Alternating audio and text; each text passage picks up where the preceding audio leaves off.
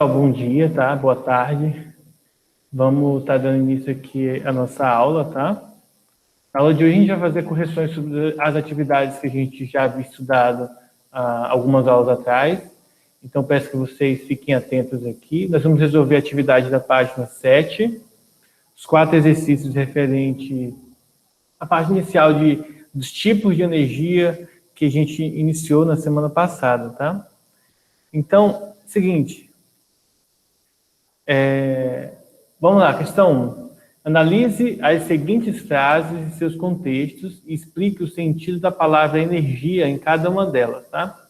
A letra A diz assim, ó, o professor, ao iniciar sua aula de física, a energia desta sala está muito ruim, tá? Então, por exemplo, nesse contexto, nós vamos ter uma atividade diferente. Deixa eu ver aqui, quem está levantando a mão aí? Tem alguém levantando a mão, gente? É para... Ah, tá. Achei que para levantar a mão é para responder a pergunta, mas entendi. Quando você levanta a mão é para você falar alguma Tá. coisa. Está chamando a atenção. O que é, Antônio? Ah, não. Achei que já era para responder. Tá. Tranquilo. Deixa eu só... Tá. Então, vamos lá. Já que o Antônio decidiu ir parar. Seguinte, então, a primeira letra diz assim, o professor inicial de física, ele vai comentar, né? A energia desta sala, está muito ruim. Qual que é o sentido da palavra energia aí, tá, gente? Ele fala de energia... Pode falar. Oh, meu Deus. Pode falar, Não, Antônio. pode falar agora, pode falar. Não, é porque eu estou tão mal acostumado dos alunos nunca comentarem as coisas, que por isso eu já ia comentar. Mas se você quiser falar, pode falar, já. Tá. Ele fala de energia não no sentido físico da coisa, mas no sentido cultural, digamos assim. Ele fala de energia como aura, como a emoção da sala, não como a parte física. Entendi. Então, nesse caso aqui, ele está falando mais em relação à sintonia da turma do que em relação à energia elétrica, por exemplo, né? Isso aí. Eu me referi à energia elétrica, professor. Você falou energia elétrica?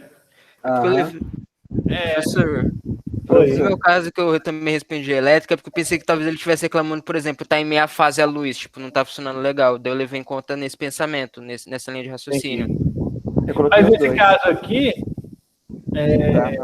A energia espiritual, ou também podia ser energia elétrica, que estava ruim. Mas esse contexto ele vai se referir à questão da disposição da turma, da participação e da interação que a turma tem, que geralmente a energia não está muito boa. Já aconteceu ano passado, por exemplo, de eu até brincar com vocês e falar, gente, vocês estão aí, parece que estão doentes, estão cansados. É uma questão de energia mesmo, tá? Nem que seja aquela energia dos alimentos que vocês não comeram, né? Ou que já foi gasto e vocês não reporam, não tiveram a reposição, mas de alguma forma tem algum problema. Vamos para o item B. Um pai reclama com seu filho sobre o tempo no banho. Desliga esse chuveiro porque a energia elétrica está muito cara. Então, qual que é o sentido aqui, pessoal? Deixa eu ver quem está levantando a mão aí. Posso responder, professor? Vai lá, Vinícius. Pode? Opa, nesse daí é o sentido elétrico, por causa da energia, térmico, porque para o chuveiro estar gastando energia elétrica, provavelmente ele está deixando a água quente. Cinética, se você parar para pensar por um ponto de vista que a água está descendo e ele tem uma certa força cinética, talvez até força gravitacional, levando em conta que a água está caindo. Sim. Inclusive, para a água cair, por exemplo, tem que ter ali o agente potencial gravitacional, né? Senão, não cai. Mas isso aí é verdade.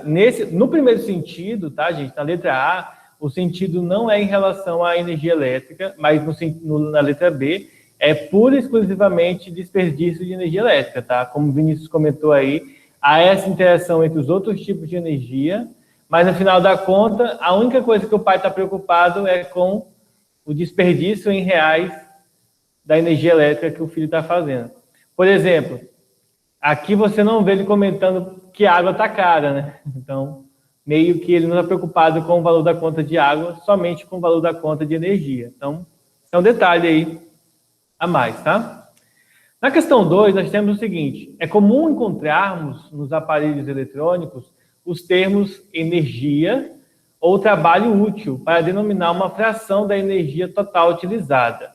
O que significa dizer que apenas uma fração da energia total gerada é utilizada no trabalho útil e por que isso acontece? Vamos ver quem que está querendo fazer?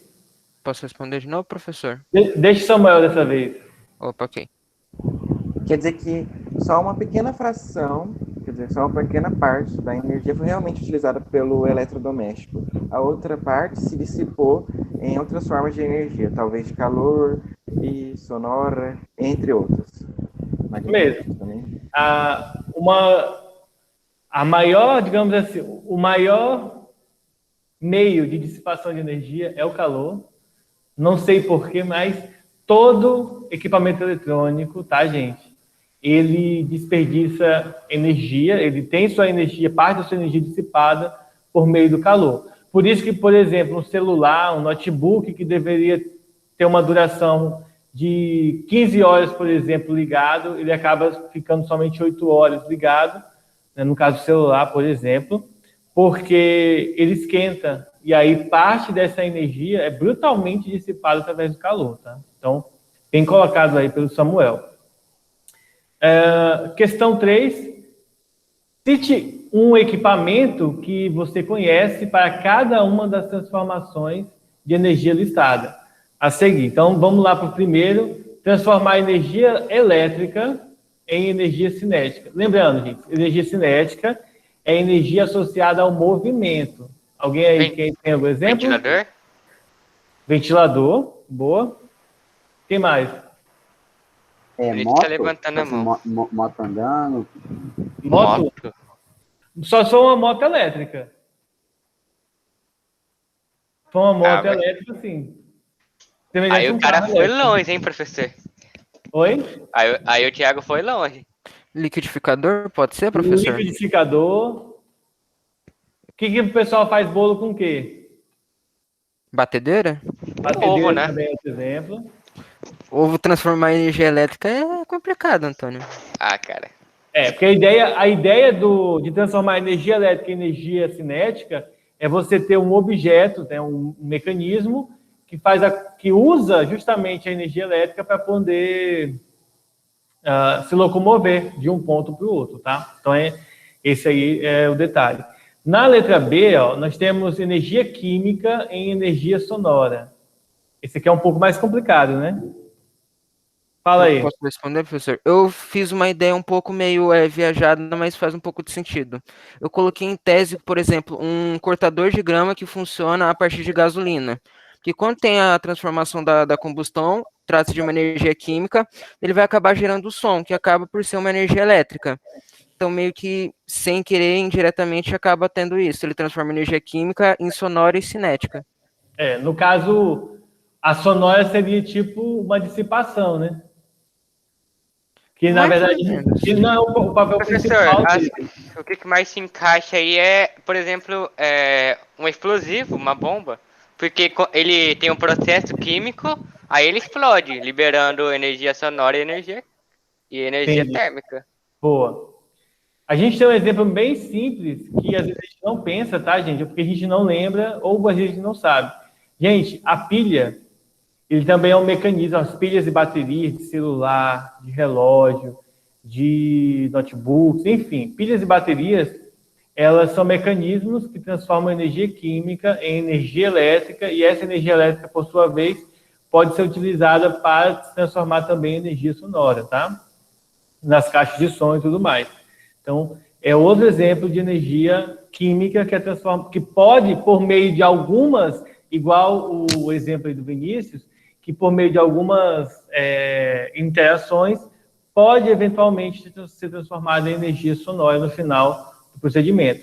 O nosso corpo, eu nesse exato momento, estou transformando a energia química da combustão dos alimentos dentro do meu organismo em energia sonora para eu poder conversar com vocês. Então, há essa interação. A energia química dentro do meu bucho, que é absorvida aqui dentro da barriga, ela vai passar por algumas transformações, tá? E aí vai se transformar em energia para que eu possa falar com vocês. É um exemplo também de energia química, tá? Alguém tem mais algum exemplo? Então, vamos para a letra C. Transformar a energia cinética em energia elétrica e luminosa. Ou seja, energia de movimento, tá? Em energia elétrica e luz. Hélice ligada a uma tomada? Ou moinho ligado a um gerador de energia? Sei lá. Isso. Vocês já assistiram o filme O Menino que Descobriu o Vento? Opa, Já ouvi falar. Deem uma olhada no Netflix, tá? Isso que eu vou comentar com vocês agora, ele usa justamente isso que eu vou comentar com vocês para fazer essa conversão de energia, tá? Existe um aparelho comum, eu vou mostrar uma imagem dele aqui para vocês, tá? Esse aparelho é chamado de dínamo. O que é um dínamo? O dínamo é um mecanismo que ele, quando está acoplado em um objeto que vai girar, pode ser, por exemplo, uma roda de bicicleta, pode ser também ali um moinho, como foi citado aí, tá? Ó, vocês vão ver aqui a imagem dele, ó. Esse objeto aqui, deixa eu dar um zoom nele aqui, depois eu excluo ele aqui da imagem, tá? Ó, esse objeto aqui, ó, é um dínamo. Então, ele vai estar acoplado à roda. Quando a roda gira, ele vai girar esse mecanismo, energia cinética, tá?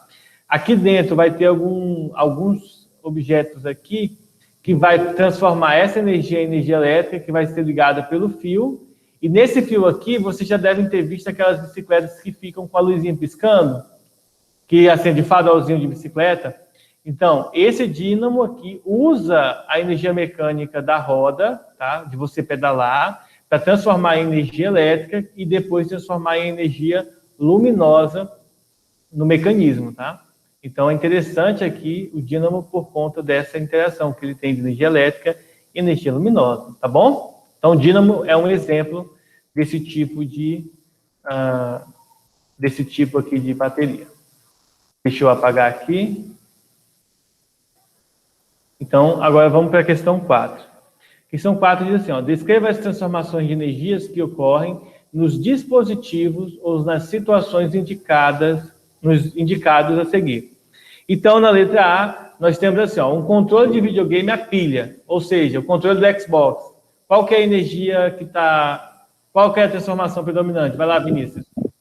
Opa, elétrica, tecnicamente, química e potencial. Foi as 3 que eu coloquei. É ok. Mas aí, nós vamos sempre tentar seguir a ordem, tá, Vinícius? Está correto, mas vamos sempre transformar na ordem. Então, o controle de videogame usa a energia da pilha, que é a energia química, tá? Então, ele começa com a energia química, e depois da energia química... Estou ruim de escrever porque eu estou usando o mouse da escola. Deixa eu usar meu mouse aqui, que ele é melhorzinho para fazer aqui, para eu escrever, tá? Ó, então, deixa eu voltar aqui. Então, primeiro, ocorre uma transformação de energia química, tá? Ele usa energia química para transformar em energia elétrica e, por sua vez, em energia, né, no caso, luminosa, por conta que você vai comandar aí o boneco ou a situação dentro do jogo através do videogame, tá? E isso se reflete para a gente como energia luminosa e até mesmo sonora na hora que você está jogando, tá? Item C, um atleta... item B, né? Item B, um computador ligado à tomada e funcionando. Vai lá, Samuel, se você quiser falar agora, que você ia falar no outro. Ah, tá. Eu coloquei energia elétrica em energia luminosa ou sonora, mas acho que talvez tenha um if também nesse meio, porque tem alguns notebooks, né, no caso, que talvez tenha bateria. Então, aí se fosse notebook, seria energia elétrica, energia química, posteriormente energia elétrica de novo e sonora por seguinte. Certo. Mas como ele fala aqui no computador ligado na tomada, tá? E geralmente os notebooks agora são assim, se você liga na tomada, ele carrega a bateria e depois ele usa direto como se fosse na tomada, tá? Então a bateria, ele não usa a bateria enquanto estiver conectado na tomada. Então, está corretíssimo aqui a sua colocação. É energia elétrica, energia luminosa e sonora, tá? Isso, claro, se você tiver com o som ligado. No caso, meu notebook deu algum problema no som e eu vou ter que ver o que aconteceu. Bom, vamos lá agora para o item C. Um atleta correndo uma maratona. Alguém quer falar aí? Energia química e energia cinética e potencial gravitacional. E térmica também, pro calor do corpo. Térmica, né? Sim, sim. Só não é energia potencial gravitacional, porque a gravitacional ela só vai fazer sentido, Antônio, quando você está subindo. No caso, entendo. na maratona, não necessariamente você vai estar subindo, né? Você vai estar sempre na posição do solo. Então, não, a gravitacional em si não vai ter tanto sentido. Vai ter energia potencial, mas não gravitacional, né? Vai ter aquela interna do corpo de queimar a energia do comum, tá bom? Mas tá ok, tá? Energia química, tá? Em energia térmica e cinética, perfeito. Letra D, uma pessoa dormindo. Qual que vai ser a energia? Vai lá, Vinícius. Opa, eu coloquei potencial, química, pode talvez ocorrer térmica, daí eu coloquei sonora como uma probabilidade, se a pessoa estiver roncando, que pode ter essa geração. Essa do ronco aí foi boa, viu? De fato, pode ocorrer, tá? Então, ele vai... Quando a gente está dormindo, por mais que não pareça, pessoal, a gente está consumindo energia química, porque para os nossos órgãos, para nosso funcionamento básico, o nosso corpo permanece queimando combustível. Esse combustível é a energia química que está sendo transformada em outros tipos de energia, como, por exemplo, o citado pelo Vinícius, energia térmica para manter o nosso corpo aquecido. Porque lembre-se, se o nosso corpo não ficar aquecido, aquela temperatura padrão entre 36 e 37 graus de alguma coisa, a gente entra em hipotermia e, de certa forma, pode ocorrer de a gente morrer. E também temos a energia cinética, porque pode ocorrer, né, que vai acontecer, de muitos de nós estarmos nos movimentando durante o sono. E também, como citou o Vinícius, se a gente ronca, vai acontecer energia sonora também. Então, parte da nossa energia vai ser consumida aí na energia sonora, tá? Uma coisa bem interessante, tá, gente? Parte da nossa energia, ela é dissipada na forma de calor, que é a energia térmica que foi citada pelo Vinícius, tá? Então, a todo momento, o nosso corpo está mandando calor para fora. Por isso que aquele laser que é utilizado sempre quando vocês estão entrando no supermercado, em qualquer loja, na escola, consegue verificar a temperatura de vocês, justamente porque ele se baseia na radiação que está sendo emitida no nosso corpo, tá bom? Uma radiação baixa, mas tem radiação sendo emitida pela gente, que no caso se manifesta na forma de calor, tá? Que é um dos mecanismos de calor, de troca de calor, que a gente vai estudar esse ano ainda, os mecanismos de troca de calor entre corpos. Na verdade, troca de energia térmica, tá? Que seria o mais correto. Calor é justamente isso que está passando de um corpo para o outro. No caso do laser em si, isso funciona como um mecanismo de propagação de calor e a gente consegue visualizar no laser. Vamos agora mais para frente, tá, pessoal? Vamos abrir agora na página... Deixa eu ver aqui. Página... Estou chegando lá, peraí, deixa eu ver qual que é o número. 9, tá? Página 9, a gente tem mais 2 exercícios. Passei para casa.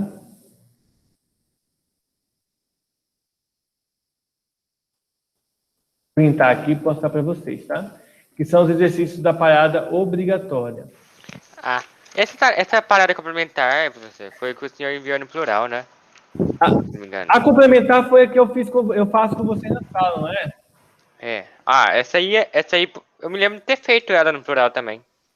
A obrigatória eu fiz com vocês na sala, algumas eu estou enviando. Deixa eu fazer também as duas aqui. Peraí, okay. Vamos fazer as duas. Não tem problema não, porque a nossa aula é justamente para a gente estudar essas coisas e entender o máximo possível do nosso conteúdo, tá? Porque, apesar de ser um contexto básico aqui, vocês podem perceber que está bem tranquilo por enquanto, a ideia é que a gente pegue firme nessa parte para quando a gente chegar mais lá na frente, estiver estudando coisas mais complexas, isso daqui, essa parte básica, não seja, por exemplo, a pedra do nosso sapato. Quando a gente não aprende essa parte básica, a gente chega lá, a gente às vezes até consegue desenvolver as coisas novas, mas toda vez que precisar usar as coisas antigas, a gente sempre fica mancando, né? Porque a gente não conseguiu aí sanar todas as dúvidas em relação a esse conteúdo. Bom, na parada obrigatória, nós temos isso aqui, ó, o exercício 5 e o 6, tá? Bom, a pergunta 5 é a seguinte: inicialmente, qual fonte primária, inicial e básica, origina a energia em uma usina hidrelétrica? Vocês sabem qual é? Página 9. Quem é que falou aí? Deixa eu ver. Cinética? Tem potencial também, né? É, energia potencial, porque é uma queda d'água. Então, você tem vários tipos de energia atuando sob, né, uma usina hidrelétrica, tá?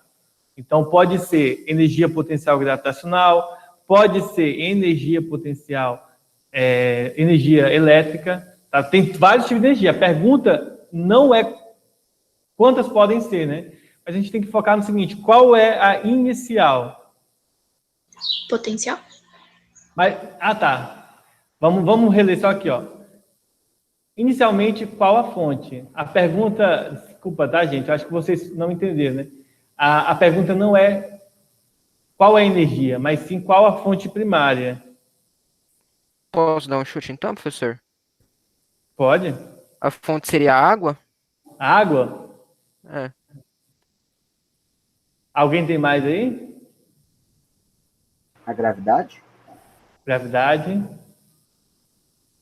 Boa, a gravidade também é importante, né? Porque se não for a gravidade, não vai ter energia potencial, por exemplo, através da água, né? Mas deixa eu ler aqui para vocês a resposta, ó.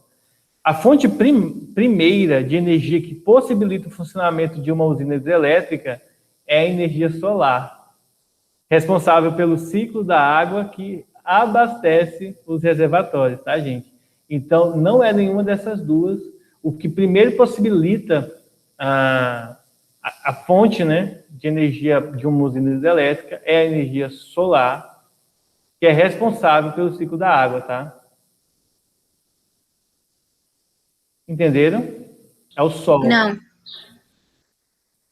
Porque se não houver o Sol, quem falou não aí, para eu poder citar o nome? Eu, Larissa. Larissa? Ó, Larissa, por que a energia solar ela é responsável? Porque se não houver o Sol, a água não é evaporada. Se a água não é evaporada, não vai ter chuva. E se não tem chuva, as águas dos rios, dos mares, elas não são renováveis. No caso de usinas hidrelétricas, nós utilizamos a água do rio para poder ser barrada e, então, utilizada como meio de produção de energia elétrica. Então, se não houver renovação da água dos rios por meio das chuvas, que são provenientes da evaporação da água através do sol, a gente não tem a manutenção dela. Então, ela só é uma energia renovável porque a luz solar faz com que a água esquente, evapore e gire nesse ciclo infinito. Deu para entender? Questão filosófica. Oi? Eu não sabia que a fonte primária era tão primária assim. Porque se você for parar para pensar, a questão deveria ser mais direta, né? Porque se for dar todo esse contorno, faz a gente pensar bastante. Por isso que a questão, ela deixa bem claro o seguinte, ó. Qual a fonte primária, inicial e básica? Então, ele, tipo assim, ele dá a entender que ele não quer, gente, que você pense no mais, digamos assim, no mais fundamental do ponto de vista direto. O fundamental do ponto de vista direto, todo mundo vai concordar que é a água, tá? Mas, no caso, só há renovação dessa água porque a gente tem a luz solar. Então, por conta da incidência solar, a gente consegue, então, fazer essa manutenção da água, e aí a hidrelétrica se torna uma fonte de energia renovável, tá? Mas, claro, se continuar com a poluição, se continuar com o desperdício de água, de forma aleatória, tá bom? A gente tem, então, a gente não vai ter uma fonte renovável. Ela vai chegar a um ponto que vai esgotar, e aí o ser humano vai ter que procurar outros meios. Como, por exemplo, eu acredito que, hoje em dia, a gente tem que investir bastante na energia solar, já que ela é abundante em qualquer lugar do mundo, tá? Então, alguns lugares não tem muita incidência solar, mas mesmo assim tem, né? Só fazer ela se tornar mais eficiente e mais do que eficiente, né? Barata. Que é, acho que hoje o que pega pra gente é que a energia solar ela não é barata hoje, tá? Olha só, pessoal, aqui ao lado, a nossa aula acabou, né? Já. Poxa vida, tá legal, né? Não tava tão ruim, não. Pô, gostei bastante, vocês estão participando, rapaz, ó. Ah, professor, Gente. essa aula presencial deu um ânimo, né? Consegui prestar atenção. Então, desculpem, mas a gente vai ter que encerrar por aqui, tá bom? Deixa eu tirar um print aqui da tela para fazer chamada depois. Tá. Então, não saiu ainda. Ah, e professor, antes, o senhor, é para confirmar mesmo, você mandou a 14 para casa? Tarefa de casa? Ou era de sala? Era de casa, se não me engano. Ah, tá. De casa. Tá. Para a próxima aula vai ser corrigida? A gente vai corrigir o restante, tá? A gente já corrigiu. A próxima aula semana que vem, né? Eu vou sempre procurar assim, na aula seguinte eu vou sempre procurar refazer da aula anterior, tá? Deixa eu mandar mensagem aqui no grupo do segundo ano.